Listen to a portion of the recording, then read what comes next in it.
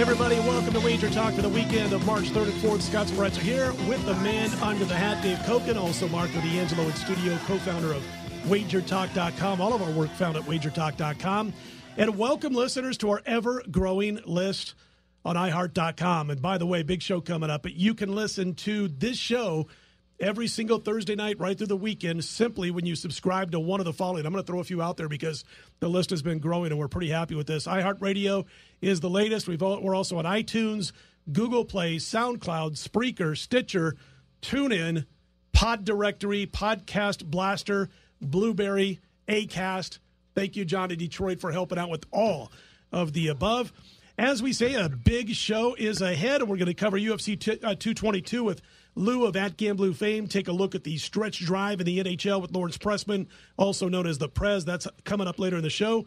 And, of course, we'll go behind the counter a little bit with Lawrence because we're going to get the betting perspective of things. Even though he looks to beat the spread and beat the money line and the puck line of the NHL, we'll find out what he thinks about our Golden Knights, their chances, and a few of the other teams that are going to be in the postseason, it looks like, in the NHL. But, guys, let's jump into some basketball action for the weekend. We'll start in the SEC, Kentucky at Florida. And the Wildcats, boy, they're going to be looking to exact a little revenge. And Kentucky really hadn't hit their stride when they took on Florida the first time. They were a 2-point home favorite. They held the Gators to 33% shooting, but they couldn't overcome a decent-sized deficit at the charity stripe. Florida wins 66-64, Dave. But, the Wildcats finally playing to where we thought they would be. They just got there a little bit later.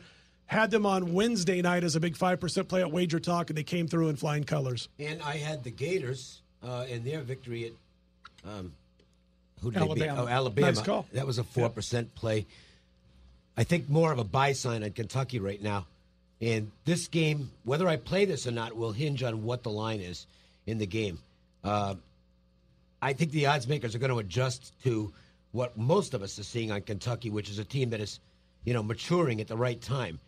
And I'll be curious to see what they do with this number in this game. But if they give me if they give me a bucket, even a bucket, I'll take Kentucky in this game. I think this is a team that right now might be on their way to winning out in the SEC. They could make a real run in the tournament and beyond. They look really good right now.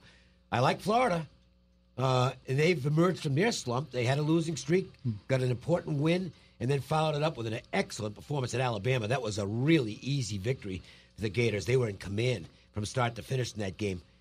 So it's two go-with teams right now. So it'll depend on the odds makers here. Give me +2 with Kentucky, and I'll be there. Marco, it's Wednesday. I'm watching that line, and Kentucky, I laid the worst of it. What were they, 11, I think it was, over Ole Miss the night before, which overnight. Is when I jumped on it.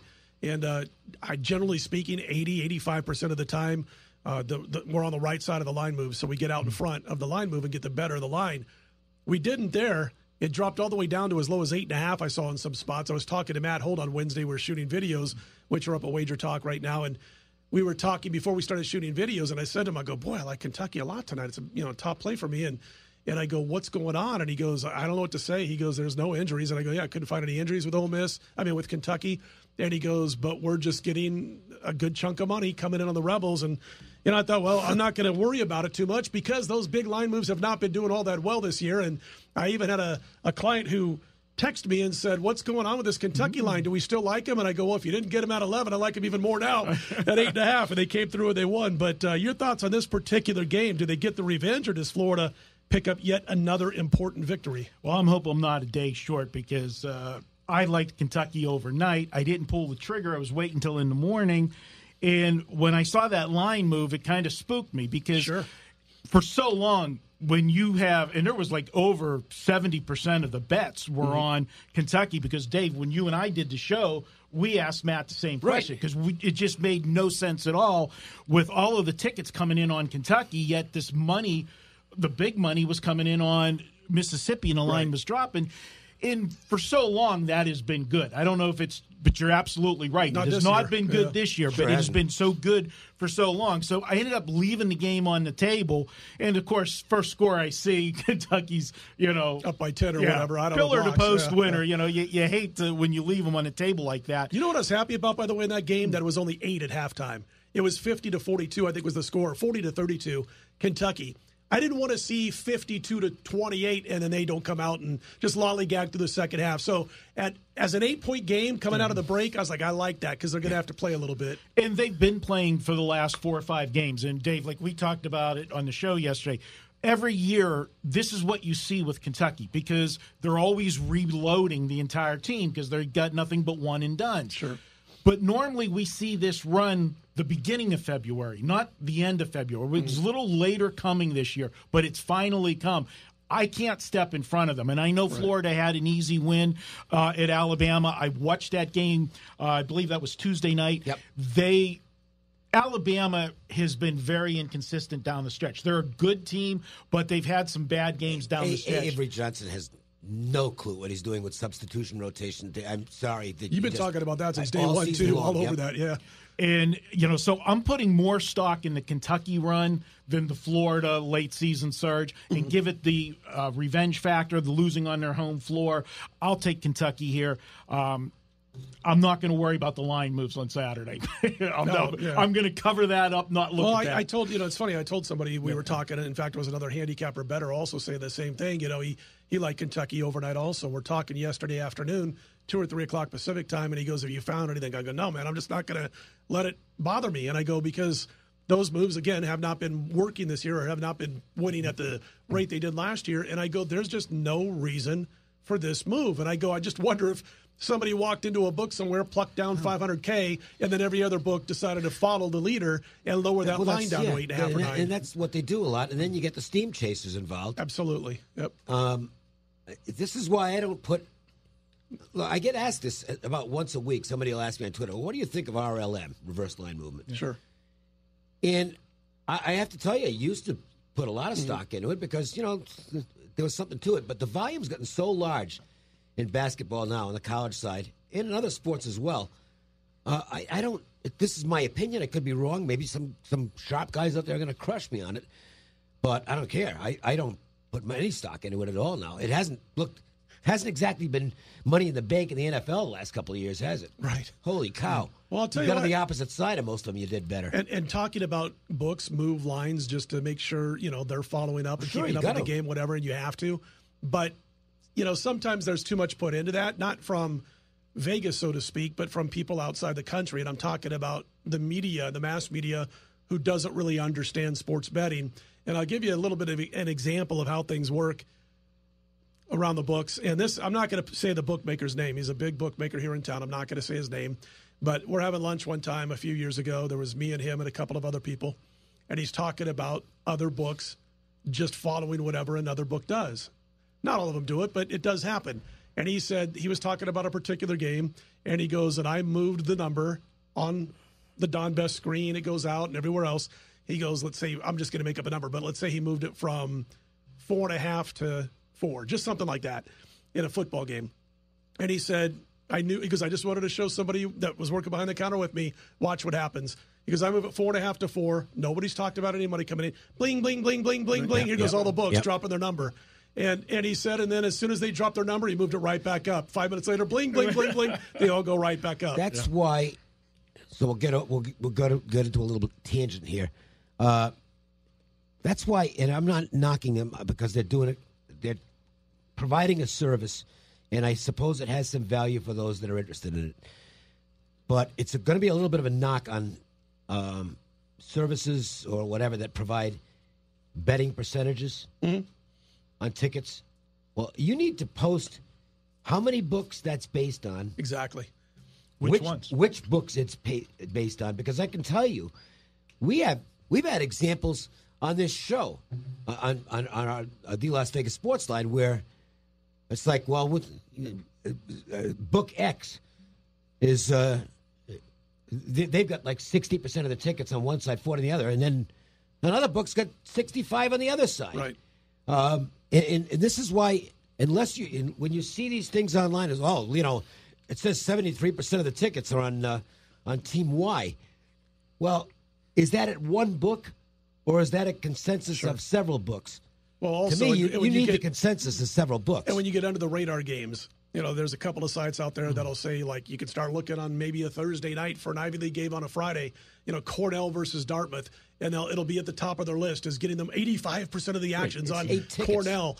And exactly, but they don't show the number of tickets they've taken. And on a game like that, 2 tickets could move that from 81% to 60%. And what a lot of people don't realize about the different sports books, just like there are sharp bettors in square bettors, there are sharp books absolutely. in square books. Yep. For years, one of the most famous sports books, when offshores were the popular, Bodog. Yeah. That was the squarest shop on the world, sure. In I won't say which one's here in Vegas, but we have a couple shops that I call them the Bodog of Vegas, of Las Vegas, because they cater to the squares, so you got to look at where it's coming from. I'll tell you one thing, just give you an example, then we'll move on back to college basketball. But right before, this is like a day before Kawhi Leonard announced this week that he was going to come back and play this year for the Spurs, there was a book, it wasn't in Vegas, but there was a book that had the Spurs at 70-1. They were like 40-1 everywhere, at every, quality book. 70-1 is what they were at a particular square shop that's not in the state of Nevada. And I know somebody who jumped on it right away. And, of course, in one bet, they moved it from 70-1 down to like 45-1 to be with the masses. So, but you always should have an out with a square book. Absolutely. Because you're absolutely going to find advantages like that in particular. If you're an underdog player, in particular, you want to have books that cater to a lot of recreational bettors. Absolutely. You might not be able to get as large a limit right. at some of those books, but so what? Sure. You still make the bet. All right, guys, back to college basketball, the ACC this time, a little battle on Tobacco Road. Second game of the 2-game series this year between Carolina and, of course, the Duke Blue Devils. North Carolina coming off the loss on Tuesday to Miami.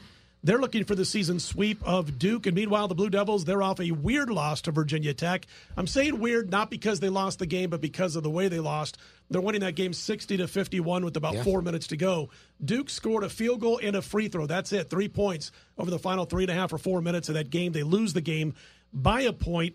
I wanted to say that, Marco, when Marvin Bagley, God bless him, when he gets that basketball and he is an ultra talent, you might as well forget about it if you're a teammate. He gets the ball in the paint, it's done and over with. As we said on videos when I shot with Matt Holt, he said he's the ultimate black hole. It ain't coming out when that ball goes inside. That's for sure. But you look at this one, did both teams get caught looking ahead to this game? Because they both lose. A touch. A touch. But you look at the Virginia Tech, they shouldn't have lost at Virginia Tech the way the game was, and as you said, they were up.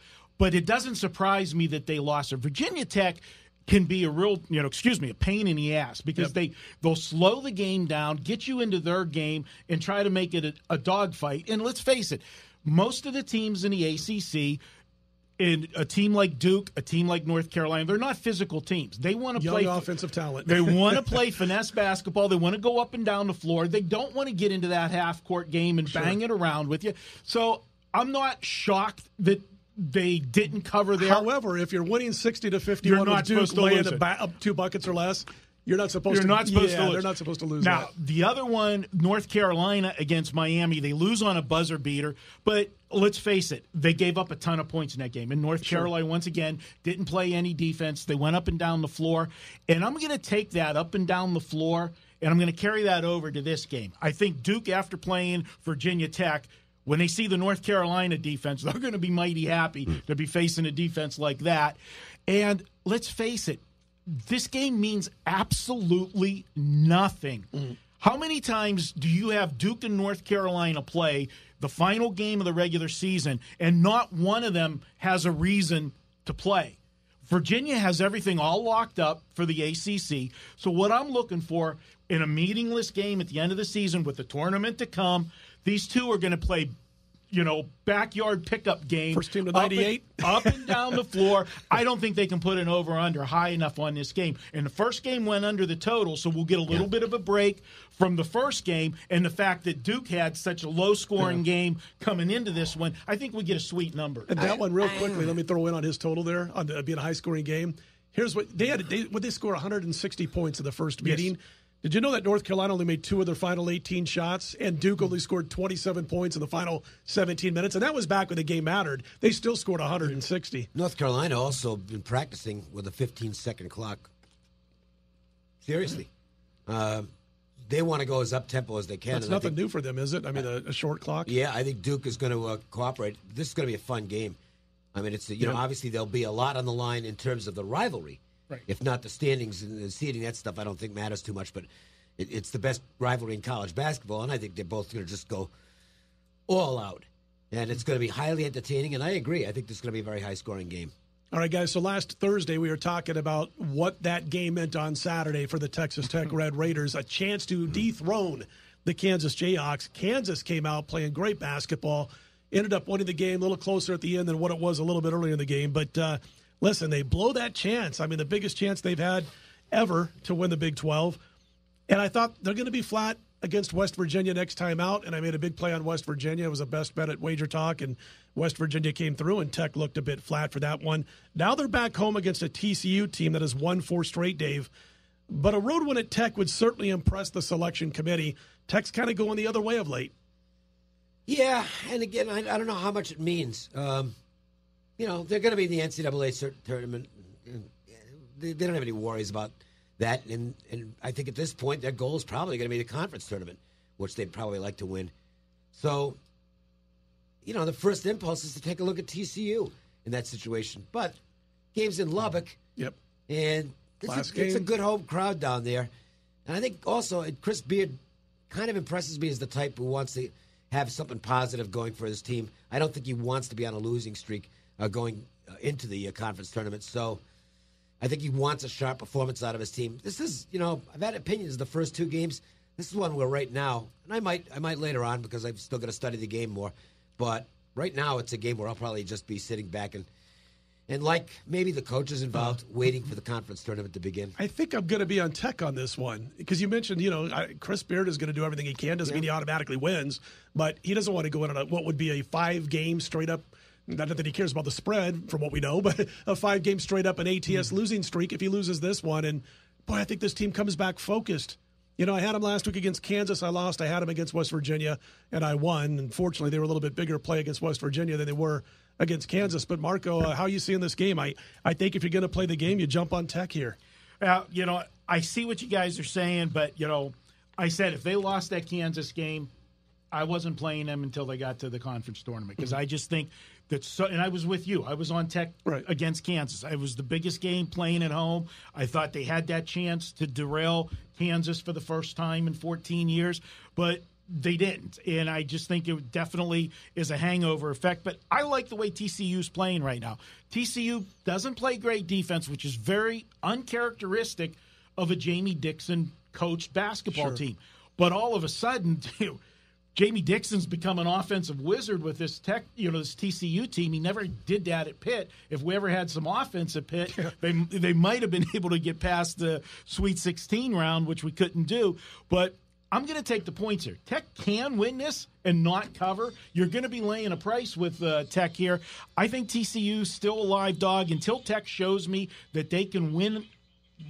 Show me a win and a cover. I'm going to go against them. I'm free rolling because, like you, we've had the 2 games since they lost, and lose this one, it'd be 2-1 with that. But I said I'm going to ride them out. I'll take TCU. They've won 4 in a row, 5 of their last 6, and they're covering too. They're not just winning; they're winning and covering. Let's go with them plus the points. A lot of good points. There's one thing that has worked over the years that isn't working. Again, something that's not working so much this year. That team in the home finale, especially when they're plus 500 teams. Home finale, they've lost more than 3 in a row. They're at home, and they're playing against a team that's won more than 3 in a row. Boy, for years, you've been able to walk in and pick your choices in those certain situations, and they've won. Now, I like Texas Tech, and that might be part of the bias for me, but it hasn't been winning this year at any kind of quality rate like it did in years past. We always like to talk about senior night and everything, but me and you touched on it a little bit on the radio show the other day, Dave. Senior night doesn't mean as much as it used to mean to a lot of these schools. Especially the Kentucky. Right. The teams that, the blue chip programs, they don't have any seniors. Like you made the joke. It's maybe the equipment manager. Didn't matter to UNLV much either on Wednesday night. I want to talk about that for a moment because it could mean more if you'd hold the ceremony after the game. Exactly. You're distracting your own team when you hold it before the game, and the other team basically is sitting there and saying, come on, let's go. They're talking about the game everybody else is sobbing over the last home game, I forget which game it was last week where it was they held it after the game. Well, the game. Smart. The game went great, and then they had the celebration after that, and they were fired up. I mean, that team was really fired up to play well at home because they don't want to celebrate afterwards. Did that also? They don't want to celebrate afterwards off a loss. You know who did that also? The Boston Celtics in the NBA. Obviously not senior night, but they were hanging Paul Pierce's jersey in the Raptors, and instead of doing it before the game and causing distractions, they did it after the game, and the entire crowd stayed around. Boston played that I think they ended up losing anyway, but the point was, I thought it was a smart move. Hanging in the Raptors afterwards. They should all do that. Yeah, I agree. All right, guys, let's talk. We talk Boston. Here's a good segue. Unplanned. Raptors at the Wizards. Little Friday night NBA to jumpstart the weekend of hardwood action. And live line is already out as we talk about this game. And the Raptors, Marco, laying 3 on the road. Total 216. You know, everybody, they look at Toronto and they don't want to believe. This team's playing great basketball, and I know their history in the playoffs, but I really think they're the team to beat in the East. A lot of people are starting to jump on that bandwagon finally. And we have Jeff Sherman from the Westgate Las Vegas Superbook on, and I will tell you that in my opinion, Jeff is the sharpest NBA guy in the city. Well, behind the counter. I'm just kidding.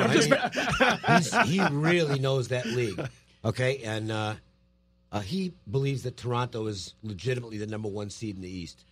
Their last 10 games, they've scored 110 or more in 9 of the last 10 games. Now, scoring a lot of points in the NBA, in today's NBA, doesn't mean as much as it did, maybe 10 years ago. Right. But most of the teams that are scoring a lot of points, they don't play defense. They give up just as many. That's not the case with this Toronto Raptor team. They're one of the few teams that do play some defense in the NBA. Sure. And I like them. Now, I got to tell you, I am really shocked at the way Washington has played since John Wall's gone out. It's got more people involved in the lineup. They're making maybe that extra pass or two on offense, getting better shots. But they are playing good basketball. But they've had such a grueling schedule lately for Washington. I'm starting to think that maybe they're going to, wear down a little bit. They had the big game out of the break against Cleveland, TV game, went into Cleveland, and that's when Cleveland was undefeated with LeBron and his new toys. That was a big win. Got me in that game. I lost. Yeah, and then they had Golden State at home the other night. They had a tough game against Philly and Milwaukee. I'm going to go with Toronto here. I know it's a short number. Maybe it looks too easy, but I'm not stepping in front of the Raptors at this moment. I won't say much because, and this is just the way it is, if you look at my plays on WagerTalk, I never release NBA early. I know it hurts sales, but, I'm trying to win games. And for me, I want to win bets first, and the guys who jump on board win also, even if it's fewer people. Yeah. And my rule in the NBA this year is I want to get the morning reports from the local sports writers. So usually don't see my NBA stuff until about noon Pacific time. And until then, I just won't make a move. I found it better for me to get that information and get a feel. Because you got to do what's best for each individual capper, no doubt about it. And to me, I'm just not. I know a lot of guys do well with angles and systems and stuff like that in the NBA, and I'm not knocking it. Yeah. But I don't have that stuff. Because I don't Marco do angles and systems. I know Marco's a big situational guy in a lot of sports. The NBA, to me, for me, and it's just the way it is for me, and I know Marco's into this. For me, the NBA is the most situational handicap. Absolutely. And I can't handicap games at 8 o'clock Pacific time for the next day because I need all the games to go final. And it is a very situational league for me, and we've done pretty well over the course of the year. 54, 55%. Statistically, particularly if it's a back-to-back situation, it's not the case here, but if it's a back-to-back situation, I want to get the minutes played from the night before. I'm going to give you a little, and we talked about this, Dave, you and I, on the email the other night. And I'm going to throw this out there. It didn't work the other night. I stayed away from it because there were two situations that were clashing when the Houston Rockets took on the LA Clippers the other night. When a team plays two games in a row at altitude, which Houston had done, they played at Denver, they played against Utah, they won both games, but they played at altitude both times. So that first game after the two games at altitude, not necessarily, okay, they played at Denver, now we're going to Toronto play against them because they played at Utah again. Now it's after the two games at altitude. Old I.M. Johnson situation that he used to use. and you play on them after those 2 games, and you generally do well over many years now. Nothing wins all the time, and this one didn't. And however, I was thinking, okay, I'm going to – and then I looked at the Clippers, and an old guy that I used to know by the name of Marco D'Angelo, who loves playing on teams against teams who are on their first game home after a huge long road streak. Well, that was the situation on the Clippers. So I'm like, oh, great. Yeah. I got 2 play-on situations going against each other. I can't jump in here. Throw it away. Had to throw it away. Yeah, unfortunately. But anyway, good stuff, guys, on basketball. We're going to talk some best bets at the end of the show, and I'm sure basketball will be at the forefront there. When we come back, however, we're going to speak with Lou from @GambLou fame on Twitter. UFC 222, one of the many events going on in Las Vegas this weekend. Stick around for that and more. It's Manic Monday, and that means every pick at WagerTalk.com is just $9. Get a play in any sport valued at up to $30 for just $9 each and every Monday at WagerTalk.com.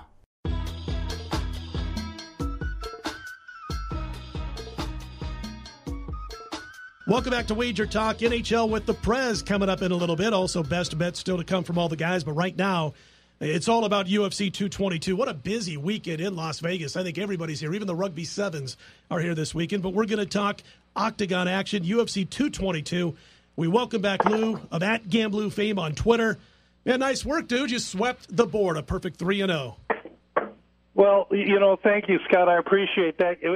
Betting dogs a lot like we do. We don't often go undefeated, and we don't often miss them all either. It just depends on what night you catch us. If we can go 2-2 betting dogs, though, we'll juice the man and move on to the next fight card. Well, it was a real nice job, and I'm going to throw a couple of fights at you, and then we'll get your best bets. And I do want to talk about the co-main event, starting with the fight at the top of the card, which is, of course, Cyborg taking on Kunitskaya.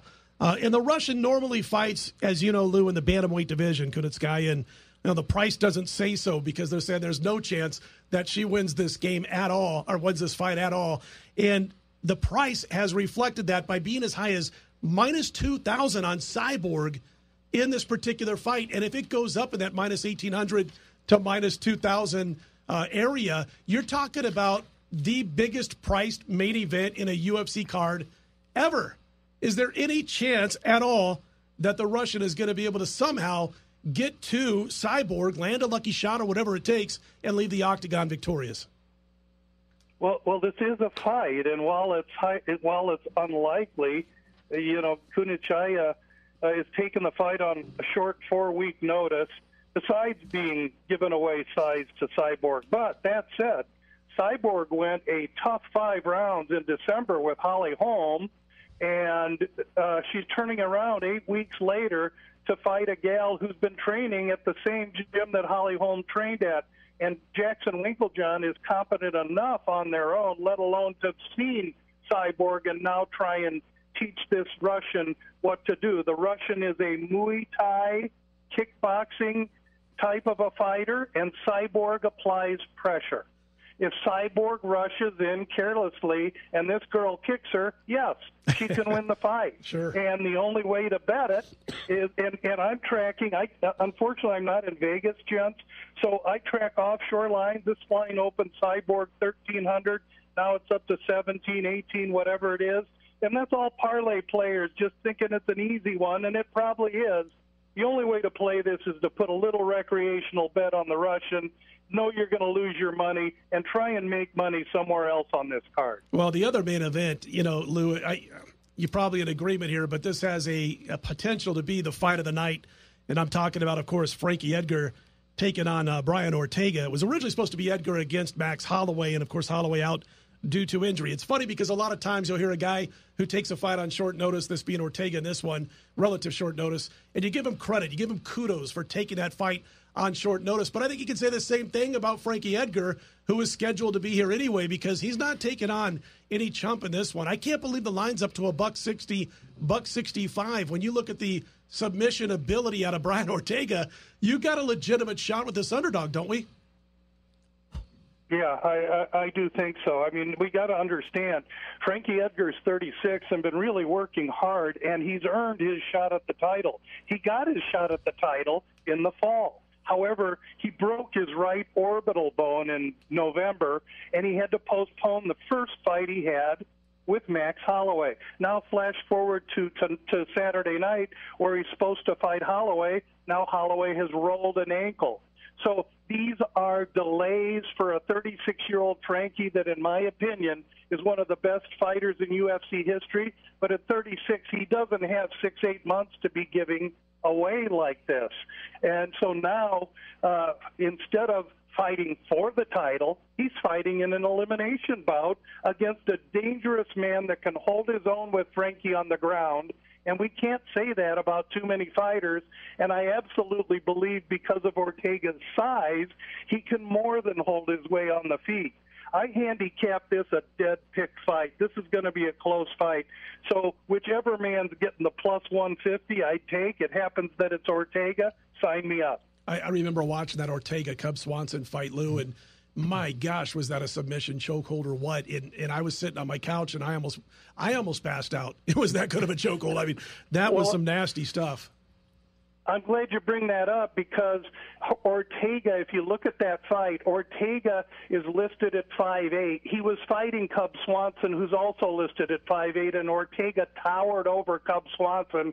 Frankie's 5'6". I put Ortega at 5'10". He's going to be 20 pounds the heavier man Saturday night. I'm going to ask you about another fight. The price has kind of gone up on this one a little bit. It was my favorite fight, and then, of course, the price juices up a little, and you don't have the same kind of value. But I'll throw it at you, see what you think, and then we'll get a couple of best bets from you. But Caitlin Vieira taking on Kat Zingano, and, boy, Kat Zingano not only going through a lot of problems outside of the octagon, out of her control, but she's getting up there in years also. But you could have Vieira at $135. She's all the way up to $170 in some shops just over the last 48 hours, Lou. Yes, and in all due respect to the young girl Vieira, who's a dynamo, 9-0, judo, Brazilian jiu-jitsu background, pressure fighter, and but she's young and she's without a wealth of experience. Zingano's real issues happened in late 14 with her husband. She's fought since then, and losing to Rousey and Juliana Pena in her last two fights on paper looks bad, but Juliana Pena is a killer, and Ronda Rousey got her. However, Zingano beat Amanda Nunes. She's beaten Miesha Tate. She's beaten Raquel Pennington, and I would propose that the line has gone Vieira's way because people are looking at the unknown of Zingano being away. But I would tell you that if Zingano shows up like she did in 14 and 13 against Tate and Nunes, I think the wrong person is favored here. And to be honest with you, the interviews and everything I've watched on Zingano is she hurt her knee against Pena. She's healed a busted-up knee. So, yeah, there's some concern coming back in a fight against a grappler that wants to take her down with a knee. But she has proposed that she's worked and improved. At 35 years old, I don't think she's got too much tread left. And I think that off of two losses, I think this is a really good spot for Kat Zingano to give Vieira a PhD in MMA. Wow, good stuff, man. I like your analysis on that, no doubt about it. What's a couple of best bets from at GambLou for 222? Well, you know, we always like to throw a hand grenade around once in a while, and the main event on the Fox preliminary card, Mackenzie Dern against Ashley Yoder. Dern trains out of the MMA lab here in Phoenix, and she has parents that are both Brazilian jiu-jitsu black belts. Her father, like a master world-class Brazilian jiu-jitsu. She is a savant with Brazilian jiu-jitsu, and she will need to get this fight on the floor, and she's going to need to get it on the floor in the first 5 minutes.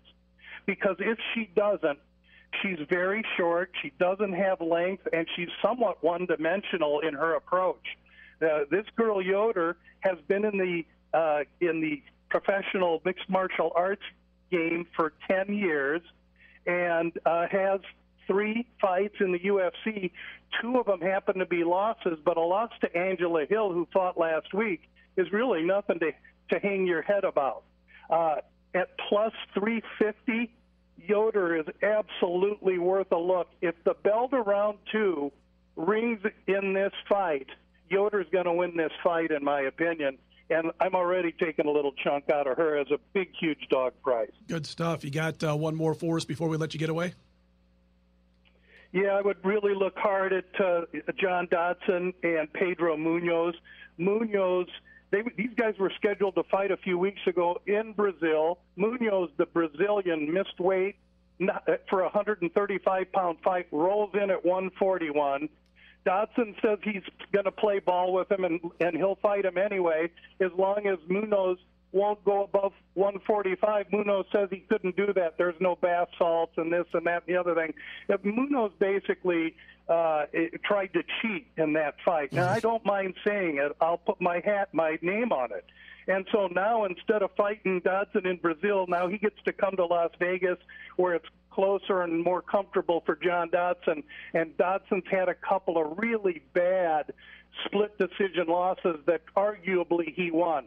I don't think he wants to leave it in the judge's hand, and I think John Dodson is going to win a one-sided fight in this fight. Lou, I almost forgot to ask you about one more particular fight. I wanted to throw this at you because it is a short underdog, and I'm talking about Dalloway taking on Lombard. Any thoughts on that particular fight? Dalloway he trains here in Phoenix. Mm-hmm. He has permanent back issues from 2 fights ago when he was in an elevator accident, and that's why he was forced to fight his last fight at light heavyweight before now coming back down to the middleweight level. Lombard is really dangerous for 3 or 4 minutes, and then he'll run out of gas. But I would say that the first guy that touches the other guy here is going to win. Lombard's going to have to make it close. Dalloway's got length and reach and age, so he's got all the advantages. As well, he's a little bit of an underdog, but he's going to have to weather a really savage first 4 or 5 minutes. All right, Lou, I got to ask, what's an elevator accident? So on the 2 fights ago, he was on the elevator and he was on his way down to the weigh-ins. And on his way down to the weigh-ins, he was getting ready to fight a Brazilian named Barrasso. Well, you kind of lost Lou there, but what happened was basically is it's a mystery. He hurt his back on the elevator. How? And I don't know. I thought it did come down a couple really? of floors, wow. and he actually like the jolt on his back. Oh, okay. I mean, I wasn't joking around. I was just finding out what it is because Lou, can you hear me? Yeah, we lost Lou, but anyway, you can follow Lou at GambLou. And does a great job and gave us, again, a couple of fights there that we can really jump on. And he went 3-0 last week. A nice sweep. We did have Angela Hill. He didn't like it, but Angela Hill covered, man. That's all I'm going to say. Every dog finds a squirrel, or every squirrel finds a nut, or I'm not going to go on and on, but anyway. Good thing. The bottom line is we hit with Angela Hill last week. I actually like Vieira this week. Every dog finds a squirrel. That's a new one. Well, I'm thinking back to a good old Norm. Used to mess up words all over the place. No Crosby. Absolutely. Yeah. So I like that. Every dog finds a squirrel. All right, guys. Thanks a lot to Lou and, of course, at GambLou on Twitter. Check him out all weekend long leading into the fights. And, by the way, Matt Holt, one of his favorite plays this week is Dalloway as a short underdog. About $1.25 underdog right now in his fight. When we come back, we're going to talk a little NHL from a betting perspective with Lawrence Prezman. He's known as the Prez. Stick around. Every Tuesday, WagerTalk.com offers a best bet selection from its hottest handicapper. It's a great way to introduce yourself to WagerTalk.com with a big best bet winner for just $2 on $2 Tuesday.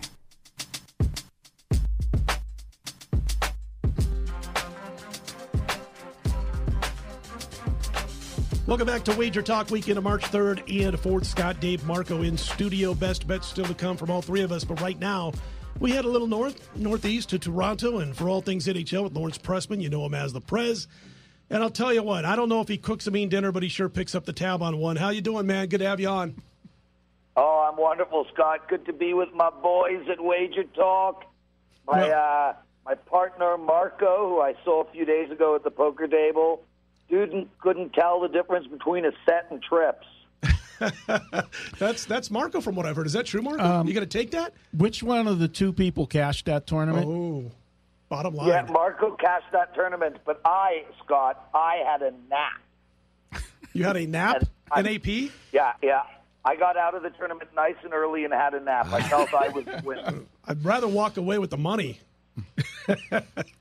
That's all I'm going to say. Fair enough, Scott. I'm Jewish. I got enough money. I needed a nap. You know what? We have this game that we play that when you talk to Prez, every time he says I'm Jewish, you take a drink. I never make it past the first 3 minutes. Prez, a lot to talk. I'm proud as hell. I don't blame you, sir. A lot to talk about. Go ahead. I'm sorry. Your show. No, we're talking hockey, baby, and that's porn to me. That's porn to me. Yeah, well, quit the heavy breathing. Let's get to it.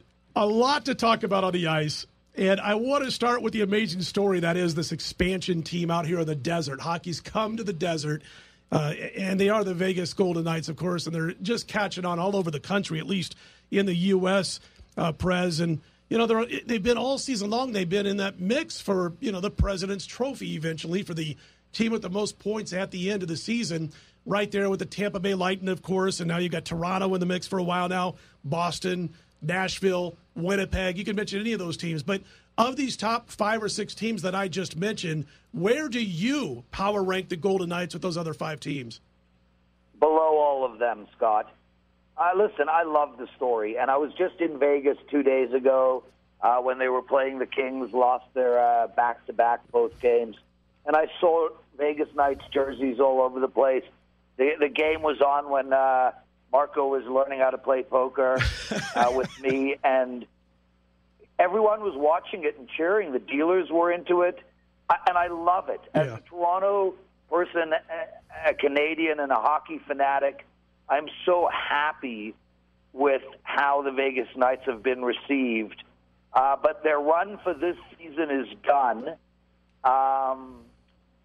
But I look forward to good things. I mean, listen, their coach is outstanding. Their general manager is outstanding. The team has serious speed. But I don't. They're definitely not going to win the President's Trophy. Nashville is in a league of their own. I mean, Nashville is just the most well-balanced hockey team right now, and Tampa Bay is right behind them. Boston and the Leafs. And I know we're talking about the President's Cup, and Pittsburgh won't win the President's Cup, but watch out for them in the playoffs.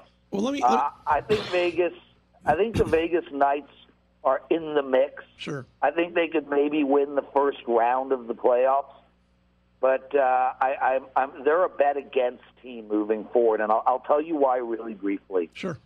Firstly, the team's got a ton of speed, and speed is very important. We spoke about this last year in the playoffs.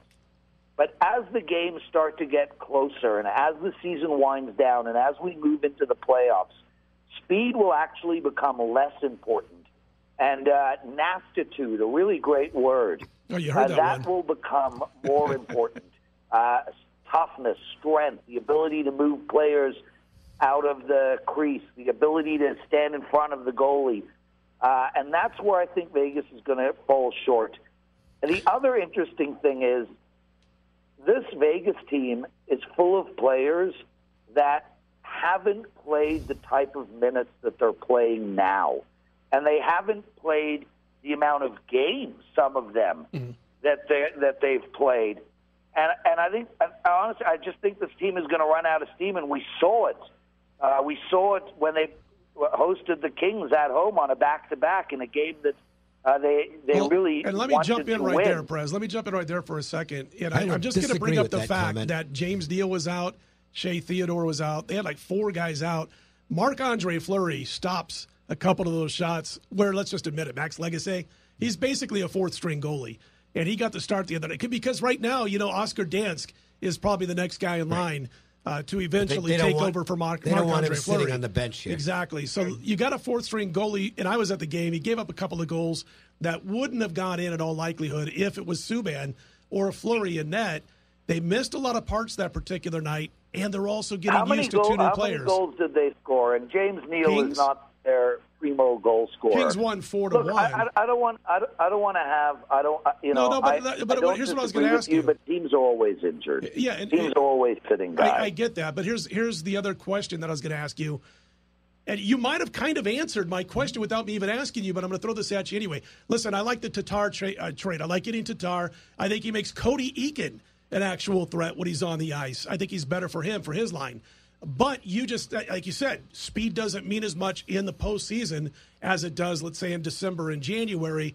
Does this mean that you're on board with the Ryan Reeves trade and acquisition from Pittsburgh? Because I'm telling you right now, after just 2 games, he's taken a whole lot of heat in Las Vegas for what people are saying is disrupting the flow. But I'd rather hear what you, a hockey expert, has to think than a guy who's been watching hockey just since October when Vegas arrived. You know, I honestly don't really have an opinion on the trade. Like, and I hate to say this to you because I'm supposed to sound like a genius, but I hone in on certain teams in the NHL in my betting. And by the way, I do want to talk about my betting record. And the Vegas Knights and the Pittsburgh Penguins are teams that I haven't played on or against or over or under all year. I have literally ignored those teams because my betting strategy in the NHL is very different to the NFL, where I'm looking at all the teams and I have a real clear picture of, you know, every team and how they play and the plays they run. So I don't have an opinion on the trade, but I am pretty firm on the fact that Vegas is going to run out of steam. All right, but just really quickly, Scott, you know, they're going to beat Ottawa tomorrow. Then they're on the road 5 games. New Jersey, Columbus, Detroit, Buffalo, and Philly. They're coming home 1-4. Well, we'll find out if that happens. One thing I will say is that I think the 1 point in the 2 games against the Kings is not a particularly big deal. They get 2 points if it's not for a terrible penalty by Reeves in the third period, up 2-0. That was a really bad penalty. And it ultimately turned the game. The Kings came in flying on Tuesday night. Let's talk about the Kings for a moment because, you know, they might end up as an 8 seed. That doesn't mean much in the NHL playoffs. Nashville, not at all, and I like the Kings. They're a dangerous team. Got great. They made some outstanding trades. They got great leadership, a really strong defense, one of the best goalies in hockey, and they score timely goals. I think, you know, Dave, it's funny you mentioned that because I actually was sitting at the poker table on Tuesday, and I was thinking while watching the game, I'm going to put some money on the Kings to win the Cup. Yeah, I mean, they've got to get in the playoffs first. They're not. I mean, they're in right now, but they're only in by the skin of their teeth. It's close in the Western Conference. I can see them putting together a streak, though. Remember, this team, they played really well for November, December. And I don't know what happened to them in January, and for that matter, not much better for most of February. But now they seem to be getting back toward peak form at the right time. You mentioned another team that, look, I know they were an 8 seed last year, but nobody figured they'd be an 8 seed this year. And they really do look good, is Nashville. And again, before I get your comments, I want to get one more team into the mix, then we'll talk about them. Because the other big speed team in the league is Tampa. And they can get leaky on defense. So don't they fall into somewhat the same category? I know they've got bigger names in the team, but don't they fall into the same category in your assessment as the Golden Knights, a speed team that could run out of steam come playoff time? Well, I mean, the difference is my comment about the Vegas Knights was twofold. It wasn't only that a speed team is going to get tired. It's also that a lot of the players, especially the depth players on Vegas, just haven't played the type of minutes ever that they've playing this year. Tampa Bay, conversely, is a team that goes deep. And they're a team that have, you know, Stamkos. And, I mean, Tampa Bay is unbelievable. And, Dave, as far as their defense, they're 5th in the league in goals scored against. And they're playing fast teams regularly. Vegas is 10th in goals against, too. Don't get me wrong. They're outstanding on defense as well. But I don't see Tampa Bay and Vegas being mirror teams. I mean, Vegas just does not have a superstar, and Tampa Bay has 3. Yeah, I'll go along with that. And superstars can turn it on in the playoffs. I am just not. I'm not sold on their defense, to be honest with you. I think that there's been some leakage back there. We got to talk about. I'm not sold on their defense either. I mean, I'm scared of Pittsburgh, and especially as a Toronto Maple Leaf fan, if we started tomorrow, the Leafs have to play Pittsburgh in the first round. I'm scared of Pittsburgh.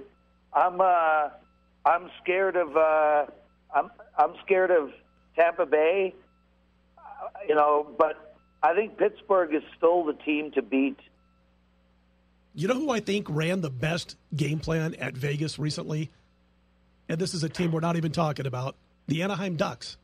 They wouldn't let him come up the middle of the ice. Yep. And I'm telling you right now, if teams follow what they did, even when Vegas is at full strength, they're going to have a rough time with teams that just block him out and won't let him come up the middle of the ice. I'm going to lay money on Anaheim to win the Cup and on the Kings to win the Cup. I think you're going to get huge value. And I'm with you, Scott. I love Anaheim. And this team is built for the playoffs, and they've got an outstanding defense as well. So I agree. I would be scared of Anaheim. I'll throw the Bruins into the mix. There's no value at this point. If you bet it early in the season. No value with the Bruins, but I'm not going to throw them in the mix because similar to Philadelphia, who just came off a massive win streak, I really want to play teams that are consistent. If we're going into the playoffs, the Bruins put down a huge win streak this year, which really it makes them in the standings a little lopsided.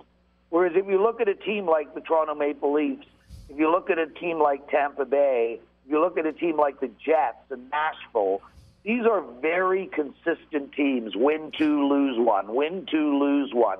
As opposed to Philadelphia or Boston that go out and win 10 or 12 in a row and offsets really how good they are. Well, let me throw one ointment, fly into that ointment though. Rick Nash, this guy. I look. Nash can really play, and that adds a lot to the Bruins. They paid for him. I mean, they gave up a lot to get him, but I think Nash, to me, makes the Bruins the favorite right now, in my opinion.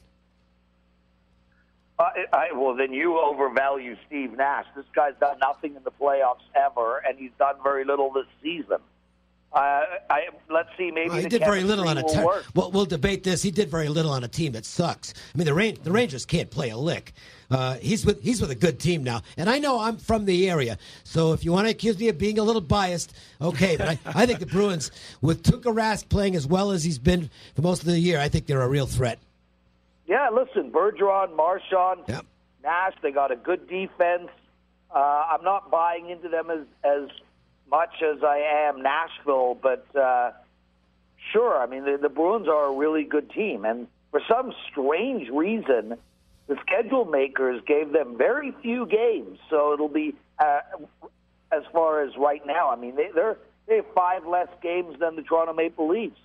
It'll be interesting to see when they pick up those games and if that'll actually affect how tired they are going into the playoffs. Because if I were a coach, I would rather have played as many games as possible by now and have more rest available going in than the Bruins schedule, which, I mean, they literally have 5 more games than a lot of teams coming down the stretch drive.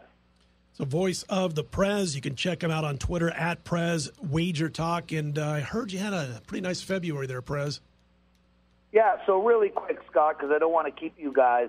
I'm rolling in NHL. I'm 59% on the season. I'm up about 40 points. I've won my last 3. I'm on an 11-3 NHL run. I'm also on a 13-2 NHL totals run. Like I was saying before, I really play inside of about 10 teams. I ignore a lot of teams in this league.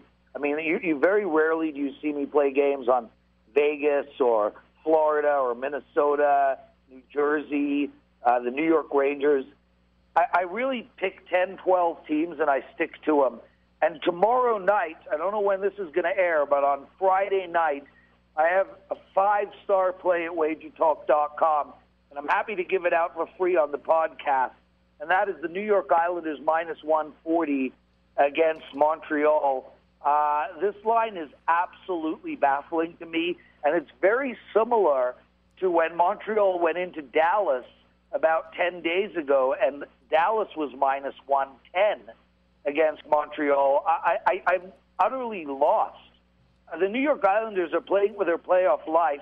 They have good players on their team. Montreal is a disaster, and they're trying to tank to get better picks. Shea Weber is out for the season. They've traded Plekanec. I'm utterly baffled at this line. I think the New York Islanders should be as big as -200. Wow. Good stuff, Prez, and we appreciate, and the listeners are going to appreciate the 5% play on the Islanders given out for free on the show. That they'll have plenty of time to get on this one because this will be aired starting late tonight, Thursday night, run right through Friday. At Prez Wager Talk is where you find him on Twitter, and, of course, his work at WagerTalk.com. Having a great season in the NHL, a nice February as we head now into March. Prez, we appreciate your time, man. Dude, anytime, and especially during the playoffs when I really kick into full gear. Absolutely. Can't wait. Take care, man. Be well. Good stuff from Prez. And, boy, I'm not going to agree with him. If you haven't been playing Vegas, you've been missing out.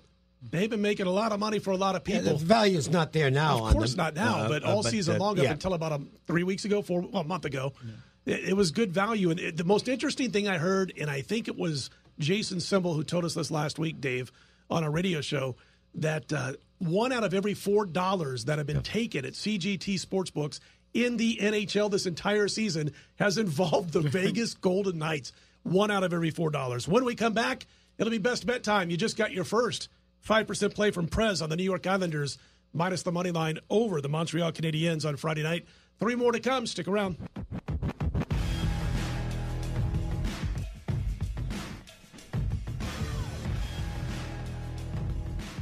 Welcome back to Wager Talk Best Bets Time. We're going to start with the man under the hat. He is known as Dave Cokin, and his Twitter is of the same name. Imagine that, at Dave Cokin. What do you got for this weekend, Best Bet, Dave? I'm going to go back to a game we talked about earlier, and that's the Kentucky-Florida game. And I don't think it's going to be an easy game by any means, but I think Kentucky, to me, it's one of those spots I like where you got a road team, so numbers not going to be a real factor.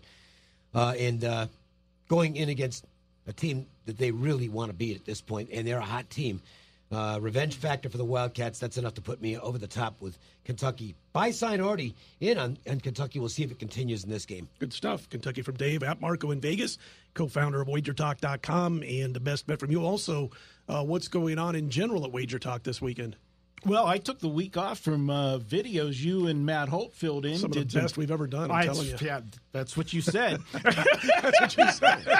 That's probably because I wasn't there. Well, listen, I had a you little hurt your back and you couldn't be there. Get there. I wasn't sure Matt Holt was going to be able to be there.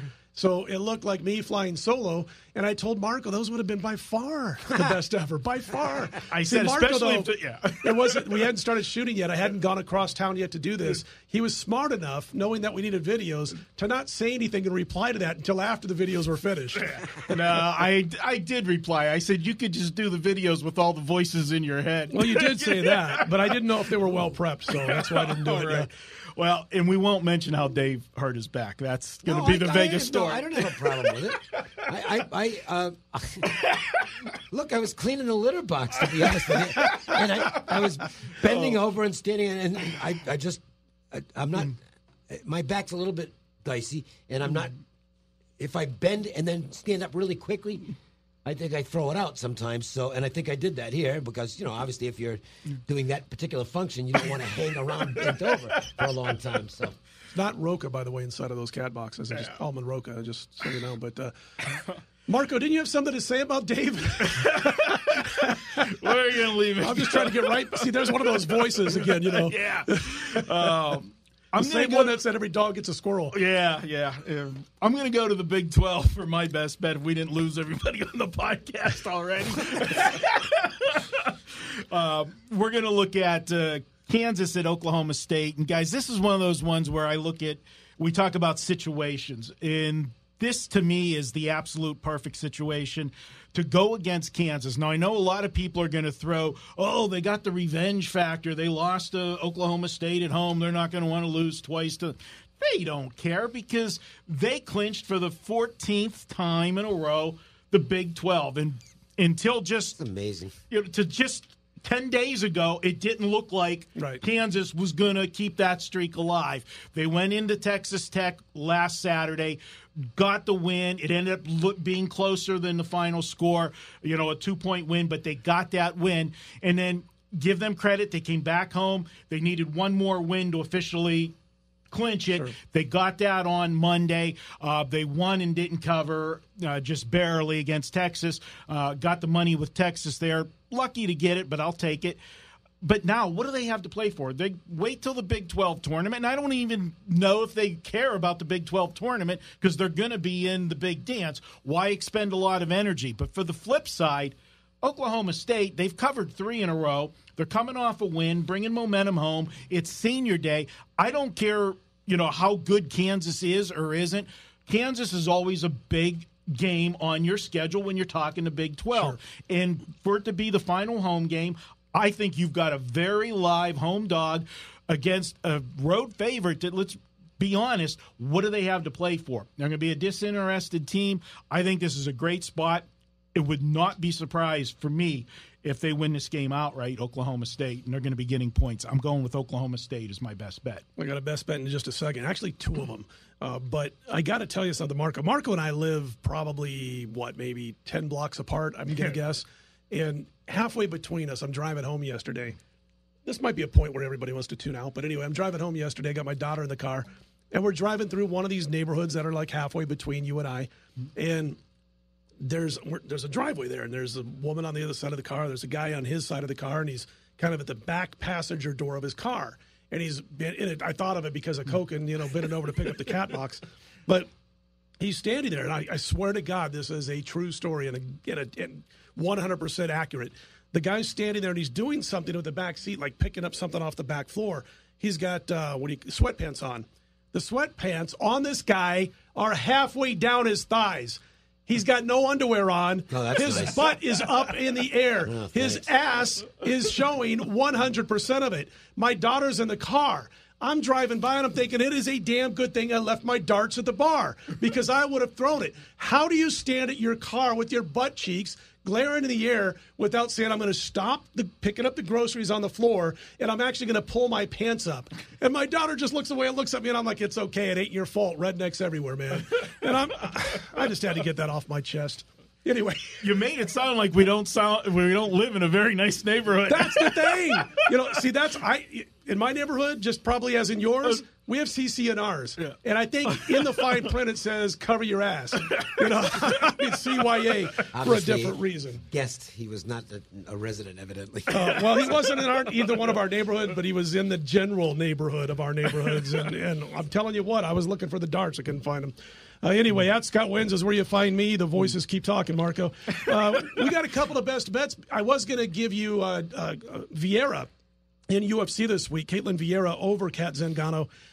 Lou and I kind of a little bit different on the opposite opinions on that. I don't think he's going to have it as a bet on Kat Zingano, but thinks that the value's gone, and it pretty much has on Vieira. But I like her here anyway. But you got to lay a big price now, so I'm going to give you a second best bet. We're going to back Texas Tech at home over TCU. I'm going to go with that, tried and true angle that's worked for quite a long time. Not so much this year, so buyer beware. But it is a situation where on that 4-game skid at home finale against a TCU team that's won and covered 4 in a row, I like Texas Tech to bounce back after the loss to Kansas, which meant so much, after the flat outing against West Virginia, in which they lost. I think they come back and they play with Chris Beard reminding this team, we want to go into the conference tournament with the victory, and I think they get it. So there's a couple of best bets for you. Don't forget, you can follow Dave at Dave Cokin, Marco at Marco in Vegas. I'm at Scott Wins. Check us all out at WagerTalk.com all weekend long. Thanks to Lou at GambLou. Thanks to the Prez at Prez WagerTalk. Thanks to Mark Seidel at the controls. You know the drill. Put them in the win column. We'll talk to you next week. And I bid you good night. Good night. Good night. I'll catch you on the flip side.